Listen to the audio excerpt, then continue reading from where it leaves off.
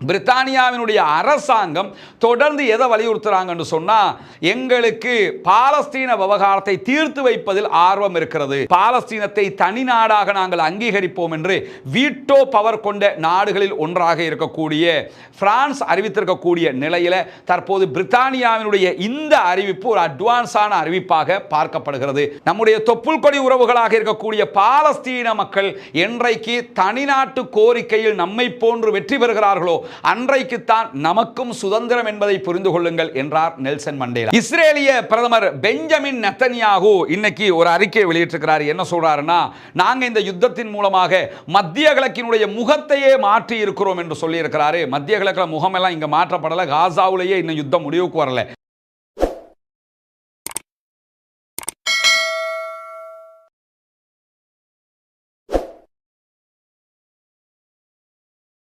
அஸ்ஸலாமு அலைக்கும் வரஹ்மத்துல்லாஹி வபரகாத்துஹு.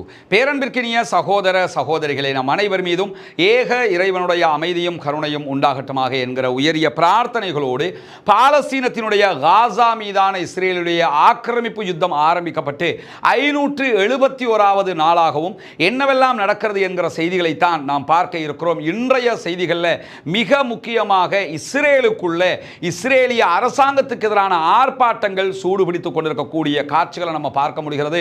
இஸ்ரேல் தலைநகர் டெல் அவீவ் உள்ளிட்ட பல நகரங்களில் இன்றைக்கு பாரிய ஆர்ப்பாட்டங்கள் நடைபெற்ற அதே நேரம் பல வீதிகள் ஹைவேக்களை வழிமறைச்சி பொதுமக்கள் ஆர்ப்பாட்டம் நடத்துகிற காட்சிகளும் வெளியாகி இருக்குது. இதெல்லாம் நீங்க பார்க்க முடியும். டெல் அவீவ்லேயே அவர்கள் வீதியை மறைச்சி ஆர்ப்பாட்டம் நடத்தக்கூடிய காட்சிகள் பதிவாகி இருக்கிறது. குறிப்பாக உடனடியாக யுத்தத்தை நிறுத்த வேண்டும், பணைய கைதிகளை உயிரோடு மீட்டுக் கொண்டு வர வேண்டும், பாலஸ்தீன விடுதலை அமைப்பினுடைய முன்மொழிவு பிரகாரம் 5 வருடங்களுக்கு பாலஸ்தீனம் என்கிற அந்த சிஸ்டத்தையாவது ஏற்றுக்கொண்டு நீங்கள் யுத்த நிறுத்தத்திற்கு செல்லுங்கள், நீங்கள் எங்களுடைய பணைய கைதிகளை மீட்டுக் கொண்டு வரவில்லை, நீங்கள் தான் கொல்லுகிறீர்கள் என்கிற வாதங்களை முன்வைத்து பணைய கைதிகளுடைய குடும்பத்தினரும் அவர்களுக்கு ஆதரவானவர்களும் ஒருபுறம் ஆர்ப்பாட்டங்களை நடத்துகிறார். அதே நேரம் இஸ்ரேலுடைய எதிர்க்கட்சிகளும் தொடர்ந்து ஆர்ப்பாட்டங்களில் ஈடுபட்டு வருகிறார்கள். இதற்கு இடையில பெஞ்சமின் நெத்தன்யாகு இஸ்ரேலிய பிரதமருக்கு எதிரான ஊழல் விசாரணைகளும் தொடர்ந்து நடைபெற்று வருகிறது. இப்படி எல்லா பிரச்சனைகளுக்கும் மத்தியில் இஸ்ரேலுடைய போர்சஸ் ராணுவம் நாங்கள் யுத்தத்துக்கு செல்ல முடியாது என்று தொடர்ந்து கையெழுத்து வேட்டையையும் செய்து வருகிறார்கள். இப்படியான ஒரு சூழல்ல தான் இன்றைக்கு இதுவரைக்கும் கடந்த 24 மணி நேரங்களுக்குள்ளாக பாலஸ்தீனத்திலே 17 அப்பாவிகள் கொல்லப்பட்டிருக்கிறார்கள், ஷஹீதாகி இருக்கிறார்கள் என்கிற செய்திகள் வெளியாகி இருக்கிறது. 26க்கு மேற்பட்ட அப்பாவிகள் படுகாயம் அடைந்திருக்கிறார்கள் என்கிற செய்திகளையும் பாலஸ்தீன சுகாதார அமைச்சகம் வெளியிட்டிருப்பதை நாம் அவதானிக்க முடிகிறது. அதே நேரத்தில் சற்று முன்னால் வெளியாகி இருக்கக்கூடிய ஒரு முக்கியமான செய்தி தான் பிரித்தானியா வெளியிட்டிருக்கக்கூடிய அறிக்கையில் நமக்கு தெரியும். பிரித்தானியாவினுடைய புதிய அரசாங்கம் கம்யூனிச சித்தாந்தத்தோடு ஒட்டி போகிற ஒரு அரசாங்கமாக இருக்கிறது. ஏற்கனவே இருந்த ரிஷி சுனக்கினுடைய அரசாங்கம் தான் முழுவதுமாக இஸ்ரேலையே ஆதரித்து காசாவை எதிர்த்து கொண்டிருந்த ஒரு அரசாங்கமாக செயல்பட்டாலும் புதிய அரசாங்கத்தை பொறுத்தவரையில் கம்யூனிச கொள்கை கொண்டவர்கள் எப்பொழுதுமே பாலஸ்தீன ஆதரவாளர்களாக இருப்பார்கள். ஆனால் வெளிப்படையாக ஒட்டுமொத்தமாக பிரித்தானியாவே இப்படித்தான் என்கிற நிலைக்கு அவர்களால் வந்துவிட முடியாது என்பதும் யதார்த்தமான கள நிலவரம். இப்படி இருக்கிற போதும் பிரித்தானியாவினுடைய அரசாங்கம் தொடர்ந்து எதை வலியுறுத்துறாங்கன்னு சொன்னா, எங்களுக்கு பாலஸ்தீன விவகாரத்தை தீர்த்து வைப்பதில் ஆர்வம் இருக்கிறது, பாலஸ்தீனம் ஒரு நாடு என்கிறத நம்ம அறிவிப்பதற்கு தயாராக இருக்கிறோம் என்பதை வலியுறுத்தி வருகிற நேரத்தில் தான் இன்றைக்கு இரு நாடுகளுடைய தீர்வு இன்றியமையாத ஒன்றாக இருக்கிறது. எனவே அவசரமாக பாலஸ்தீனமும் ஒரு நாடுதான் என்பதை நிறுவுவதற்கு நாங்கள் தயாராக இருக்கிறோம் என்கிற அறிவிப்பை பிரிட்டிஷினுடைய வெளியுறவு செயலாளர் விடுத்திருக்கிறார் என்கிற செய்திகள் வெளியாகி இருக்கிறது. ஏன்னா இன்றைக்கு பிரித்தானியாவினுடைய இஸ்லாமிய அமைப்புகளின் கூட்டமைப்பு பிரித்தானிய பிரதமரிடத்தில் இந்த கோரிக்கையை தொடர்ந்து வலியுறுத்தி வரக்கூடிய செய்திகள் வெளியாகி இருந்தது. இன்றைக்கும் அவங்க வலியுறுத்தி இருந்த நேரத்தில் தான் பிரித்தானியாவினுடைய வெளியுறவு செயலர் இந்த அறிவிப்பை வெளியிட்டிருக்கிறார். ஏற்கனவே ஜூன் மாதத்தில் பாலஸ்தீனத்தை தனி நாடாக நாங்கள் அங்கீகரிப்போம் என்று வீட்டோ பவர் கொண்ட நாடுகளில் ஒன்றாக இருக்கக்கூடிய பிரான்ஸ் அறிவித்திருக்கக்கூடிய நிலையில் தற்போது பிரித்தானியாவினுடைய இந்த அறிவிப்பு ஒரு அட்வான்ஸான அறிவிப்பாக பார்க்கப்படுகிறது. வல்ல ரஹ்மான் இதற்காக அருள் புரிய வேண்டும். இந்த நிலை தோற்றம் பெறுகிற இடத்து கண்டிப்பாக பாலஸ்தீனத்திற்கு விமோசனம் கிடைக்கும் என்பதை நாம் நம்ப முடிகிற அதே நேரத்தில் தொடர்ந்து 7 நாட்கள் சர்வதேச நீதிமன்றத்தில் ICJயில் ஒரு விசாரணை ஆரம்பிக்கப்பட்டிருக்கிறது. அது என்ன விசாரணை என்று சொன்னா, UNRWA என்கிற பாலஸ்தீன பாலஸ்தீன மக்களுக்கான உதவி மையத்தை பாலஸ்தீனத்திற்குள் செயல்பட விட முடியாது என்று சொல்லி வெஸ்ட் பேங்க்லையும் அதே போன்று காசாவுக்குள்ளேயும் இஸ்ரேல் தடை விதிச்சிருக்கிறாங்க. எனவே அவங்க அங்க உணவுகளை பரிமாற முடியாமல் இருக்க, அந்த மக்களுக்கு உதவி செய்ய முடியாமல் இருக்கிறது. இது தொடர்பான வழக்கு விசாரணை நடைபெற்று வருகிறது. இதுல இஸ்ரேலுடைய வாதம் என்னன்னா, UNRWA இருந்தவங்க பாலஸ்தீன விடுதலை அமைப்புக்கு ஆதரவாக பயங்கரவாதத்துக்கு துணை போனார்கள் என்கிறது இஸ்ரேல். இதற்கு எந்த ஆதாரங்களையும் அவர்கள் சமர்ப்பிக்கவில்லை. இருந்தாலும் இதற்கு எதிராக தென்னாப்பிரிக்கா வழக்கு தாக்கல் செய்தது சர்வதேச நீதிமன்றத்தில். தென்னாப்பிரிக்கா தான் தொடர்ந்து வழக்குகளை தாக்கல் பண்ணி வர்றாங்க. இறைவனுடைய அருளால் நம்ம ஏற்கனவே பல விடுத்தம் தென்னாப்பிரிக்கா தொடர்பாக பேசியிருக்கிறோம். அந்த நாட்டினுடைய தன்மையே எப்படி இருக்கிறது. நெல்சன் மண்டேலா ஏகாதிபத்தியத்திற்கு எதிராக போராட்டம் நடத்தி தன்னுடைய நாட்டை சுதந்திர நாடாக பிரகடனம் செய்தார். 20 ஆண்டுகளுக்கு மேலாக சிறைவாசம் அனுபவித்த ஒரு தலைவன் தன்னுடைய நாட்டுக்கு சுதந்திரம் கிடைக்கிற சுதந்திர பேருரையில் பேசிய ஒரு விவகாரம் தான், மக்களே தென்னாப்பிரிக்காவுக்கு சுதந்திரம் கிடைத்து விட்டது என்று நீங்கள் நினைத்துக் கொள்ளாதீர்கள். நம்முடைய தொப்புள் கொடி உறவுகளாக இருக்கக்கூடிய பாலஸ்தீன மக்கள் என்றைக்கு தனிநாட்டு கோரிக்கையில் நம்மை போன்று வெற்றி பெறுகிறார்களோ அன்றைக்குத்தான் நமக்கும் சுதந்திரம் என்பதை புரிந்து கொள்ளுங்கள் என்றார் நெல்சன் மண்டேலா. நெல்சன் மண்டேலாவினுடைய உருவாக்கத்தில் உருவாக்கப்பட்ட சவுத் ஆப்பிரிக்கா தான் ICJயில் இஸ்ரேலுக்கு எதிரான வழக்கு தாக்கல் செய்து அந்த வழக்கில் தான் ஆல்ரெடி பெஞ்சமின் நெத்தன்யாஹுக்கும் அவருடைய முன்னாள் பாதுகாப்பு அமைச்சர் யோ கேலண்ட் இடையான அரெஸ்ட் வாரண்ட்டும் கொடுக்கப்பட்டிருக்கிற இஸ்ரேலுடைய ஃபோர்சஸ் எங்க போனாலும் கைது பண்ணுங்கிற நிலையெல்லாம், அதனால தான் இந்த நெருக்கடிகள் எல்லாமே உருவாக்கப்பட்டிருக்கிறது. உண்மையில் சவுத் ஆப்பிரிக்கா ஒரு பாரிய வெற்றியை இதிலே பெற்றிருக்கிறது. அவர்கள்தான் இந்த UNRWA தடைக்கு எதிராக வழக்கையும் தாக்கல் செய்திருக்கிறாங்க. அவர்களோடு இணைந்து பல அரபு நாடுகள் சேர்ந்திருக்கிறார்கள். இந்த வழக்கில் சவுத் ஆப்பிரிக்காவினுடைய சட்டத்தரணிகள் ஒரு முக்கியமான 3 செய்திகளை நீதிமன்றத்துக்கு குறிப்பிட்டிருக்கிறாங்க. முதலாவது, காசா ஒரு நரகமாக மாற்றப்பட்டிருக்கிறது. இஸ்ரேல் தான் இந்த அத்தனைக்கும் பொறுப்பேற்க வேண்டும் என்பதை அவர்கள் வலியுறுத்தி கொண்டிருக்கிறார்கள். இரண்டாவதாக, பாலஸ்தீனர்களுடைய கழுத்தை நெரிக்கிற வறுமையையும் உணவு தட்டுப்பாட்டையும் இஸ்ரேல் UNRWA தடை செய்து வேண்டுமென்று செயற்கையாக உருவாக்குகிறார்கள் என்கிற பகிரங்க குற்றச்சாட்டு. இஸ்ரேலுக்கு எதிராக வாய் திறந்தாலே அடக்குவாங்க இருக்கும்போது வாடா பார்த்துக்கலாம் என்று சொல்லி சர்வதேச நீதிமன்றத்தில் பல வழக்குகளை தாக்கல் செய்தவர்கள் இந்த வழக்கில் மிக முக்கியமான குற்றச்சாட்டுகளை முன்வைத்திருக்கிறார்கள். மூன்றாவதாக, காசா மேற்கு கரை வெஸ்ட் பேங்க் பகுதி, அது மட்டுமல்லாமல் கிழக்கு ஜெருசலம் ஈஸ்ட் ஜெருசலம் பகுதிகள் ஆகிய அனைத்து பகுதிகளையும் தற்போது இஸ்ரேல் ஆக்கிரமித்துக் கொண்டிருக்கிறது. அவர்களுடைய சட்டங்களை தான் திணித்துக் கொண்டிருக்கிறார்கள். இவைகளும் நிறுத்தப்பட வேண்டும் என்று சொல்லி இருக்கிறார்கள். இந்த வழக்கில் சவுதி அரேபியா, கத்தார், ஈஜிப்ட் என்று பல நாடுகள் துணையாக நிற்கிறார்கள். நேரடியாக மெயின் வழக்கு தாக்கல் பண்ணியிருக்கிறது சவுத் ஆப்பிரிக்கா என்பதையும் நாம் இந்த இடத்துல கவனிக்க வேண்டும். அதே நேரத்தில் உங்களுக்கு எல்லாம் தெரியும், புனிதமிக்க ரமலானுடைய காலத்தில் இருந்து நம்ம இலங்கையினுடைய கிழக்கு பகுதிகளில் பொத்துவில் பகுதிகளில் ஒரு 14 இஸ்லாத்தை ஏற்றுக்கொண்ட சகோதர சகோதரிகளுக்காக அவர்களுடைய குடும்பங்களுக்காக வீடு அமைக்கிற ஒரு திட்டத்தை பற்றி விளம்பரம் செய்து வந்தோம். அந்த பணிக்காக உங்களுடைய தான தர்மங்கள், ஜகாத் நிதிகளை நம்ம தொடர்ந்து கேட்டு வந்திருக்கிறோம், இப்பொழுதும் கேட்டுக்கொண்டிருக்கிறோம். ஏன்னா முதல் கட்டமாக ஒரு 5 வீடுகளை அமைக்கிற பணி நடைபெற்று வருகிறது. மீதி உள்ள வீடுகளை நம்ம அமைக்க வேண்டி இருக்கிறது. மற்ற பணிகளையும் செய்ய வேண்டியிருக்கிற காரணத்தினால உங்களிடத்தில் இறைவனுக்கான உதவியாக இந்த உதவியை தொடர்ந்து நம்ம கேட்டு வர்றோம். அங்கே இந்த வீடுகள் கட்டப்படுகிற காட்சிகளை நீங்கள் பார்க்க முடியும். கிட்டத்தட்ட 5 வீடுகளில் 4 வீடுகள் கட்டி முடிக்கப்பட்டு விட்டது. மேலே கூரை போடுகிற, அதே மாதிரி அதை பூசுகிற வேலைகள், மற்ற உள்ள வேலைகள் தான் தற்போது நடைபெற்று வருகிறது. 5வது வீடும் தற்போது கட்டப்பட்டு வரக்கூடிய காட்சிகளை நீங்கள் பார்த்து வர்றீங்க. இன்ஷா அல்லாஹ் இதற்கு பிறகு இருக்கக்கூடிய மீதமுள்ள வீடுகளையும் கட்ட வேண்டியிருக்கிற காரணத்தினால உங்களால் முடிந்த உதவிகளை தாராளமாக வாரி வழங்குங்கள். அது 1000 ரூபா, 2000 ரூபா, 500 ரூபா, 200 ரூபா எவ்வளவாக இருந்தாலும் அப்படி தரக்கூடிய பல சகோதரர்கள் இருக்கிறார்கள்.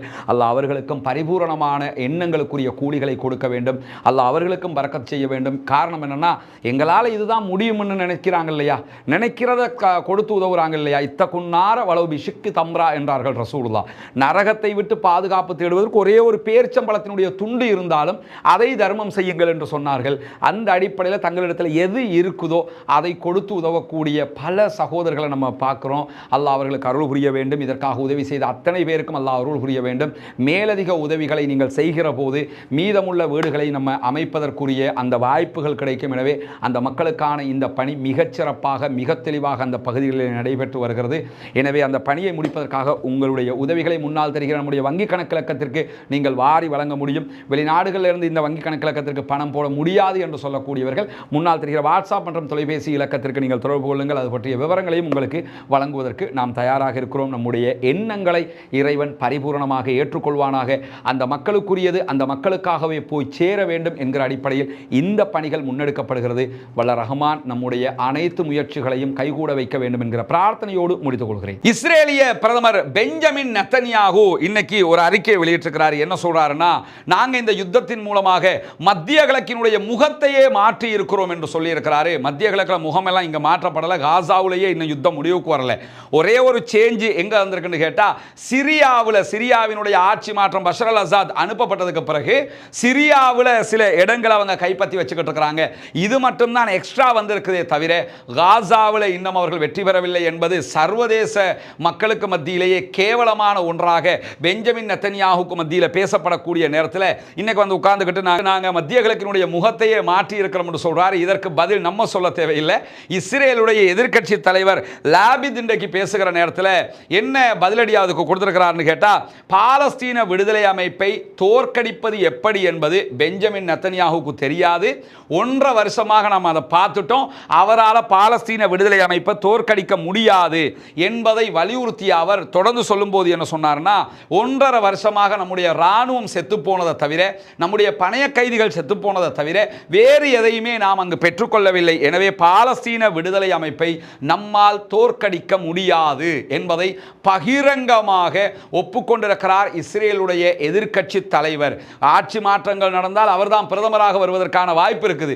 எதிர்காலத்தில் பிரதமராக வர இருக்கிறவரை இப்ப என்ன சொல்றாருன்னு கேட்டா, நாங்க பாலஸ்தீன விடுதலை அமைப்பை ஜெயிக்கிறதுங்கிறது அசாத்தியமானது, அதனால அதை விட்டு சமாதானமாக போய் நம்ம பணைய கைதிகளை மீட்டுக்கிட்டு வரணும்னு சொல்லி இவருக்கு பதிலடியாக அவர் பேசியிருக்கிறார். நீங்க ஒன்றும் மத்திய கிழக்கு முகத்தை எல்லாம் மாத்தல, நம்முடைய செயல்பாடுகளை தான் மாத்திக்கிட்டு இருக்கிறீங்க, தோல்விக்கு மேல தோல்வி கண்டு கொண்டிருக்கிறோம் என்ற கடுமையான வார்த்தை பிரயோகங்களை இன்றைக்கு லாபித் சொல்லி இருக்கிறார் என்கிற நிலையில ஷின்பத், இஸ்ரேலுடைய உள்நாட்டு பாதுகாப்பு பிரிவு ஷின்பத்தினுடைய முன்னாள் தலைவர் இன்றைக்கு மிக முக்கியமான அயலோன் கார்டியன் மிக முக்கியமான ஒரு குற்றச்சாட்டை முன்வைத்திருக்கிறார். அதில் அவர் என்ன சொல்றார் என்று சொன்னா, 70% இஸ்ரேலியர்கள் யுத்தத்தை முடிவுக்கு கொண்டு வர வேண்டும் என்று சொல்லித்தான் கோரிக்கை விடுத்துக் கொண்டிருக்கிறார்கள்.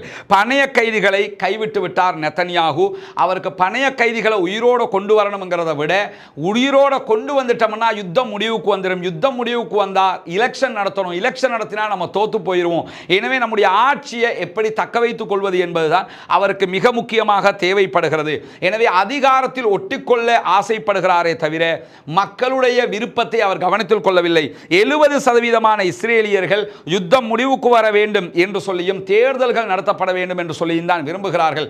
எனவே நாம் இதற்கு மேல் யுத்தம் செய்ய முடியாது, முடிவுக்கு கொண்டு வாங்க என்று சொல்லி ஷின்பத்தினுடைய முன்னாள் தலைவர் இன்றைக்கு விடுத்திருக்கக்கூடிய அறிக்கையிலும் தெரிவிக்கப்பட்டிருப்பது மட்டுமல்லாம, இன்றைக்கு இஸ்ரேலிய ராணுவம் வெளியிட்டிருக்கக்கூடிய ஒரு அறிக்கையில் என்ன சொல்றாங்கன்னு சொன்னா, இஸ்ரேல் சார்பாக காசாவில் உயிரிழந்திருக்கக்கூடிய இஸ்ரேலுடைய சோல்ஜர்ஸை பொறுத்தவரையில் பெரும்பாலானவர்கள் 25 வயதுக்குட்பட்ட இளைஞர்கள் என்கிற செய்தி வெளியாகி இருக்குது. நம்முடைய இளைஞர்கள் அநியாயமாக அங்க செத்துக்கிட்டு இருக்கிறாங்க என்பதைத்தான் அவர்கள் இந்த அறிக்கையின் மூலமாக சொல்லி இருக்கிறார்கள். ஏன்னா 25 வயதுக்குட்பட்டவங்க சாகுறாங்கிறது ஒரு நாட்டினுடைய மிக பெரும் இழப்பாக அமைந்துவிடும். குறிப்பாக அவங்க வெளியிட்டிருக்கக்கூடிய தேசிய பாதுகாப்பு ஆய்வுகளுக்கான இஸ்ரேலிய நிறுவனம் வெளியிட்டிருக்கக்கூடிய அறிக்கையில் என்ன சொல்றாங்கன்னா, காசாவில் இறந்து போன இஸ்ரேலிய சோல்ஜர்ஸை பொறுத்தவரையில் 42% ரிசர்வ் படையை சேர்ந்தவர்கள் என்று சொல்லியும், கொல்லப்பட்டவர்கள் 64% 25 வயதுக்குட்பட்ட இளைஞர்கள் என்றும் அந்த அறிக்கை இன்றைக்கு சொல்லி இருக்கிறது. எனவே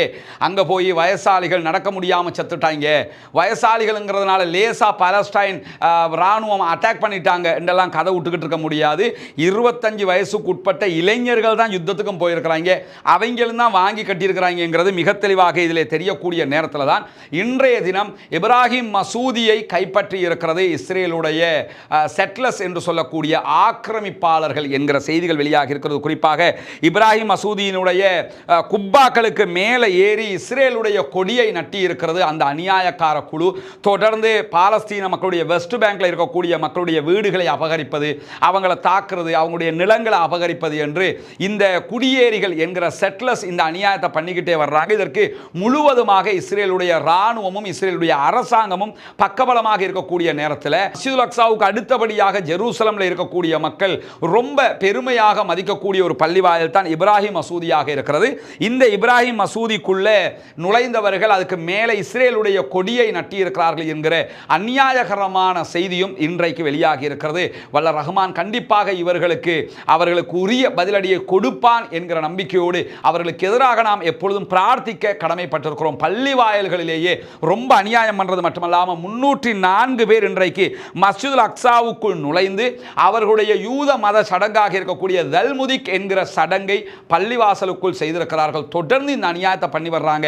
பாலஸ்தீன மக்களுக்காக பிரார்த்திக்கிற அதே நேரம் இஸ்ரேலிய ஆக்கிரமிப்பாளர்களுக்கு எதிராக தொடர்ந்து குனூத்து நாசிலாவை ஓத மறந்து விடாதீர்கள் என்கிற கோரிக்கையும் இந்த இடத்தில் நினைவூட்டியவனாக லெபனானுடைய பிரதமர் இன்றைக்கு ஒரு முக்கியமான அறிவிப்பை விடுத்திருக்கிறார். லெபனான் பிரதமர் நவாப் சலாம் அவர்கள் வெளியிட்டிருக்கக்கூடிய அறிக்கையில் என்ன சொல்றாருன்னா, இஸ்ரேல் அடிக்கடி எங்கள் நாட்டின் மீது தேவையற்ற தாக்குதல்களை நடத்தி கொண்டிருக்கிறது.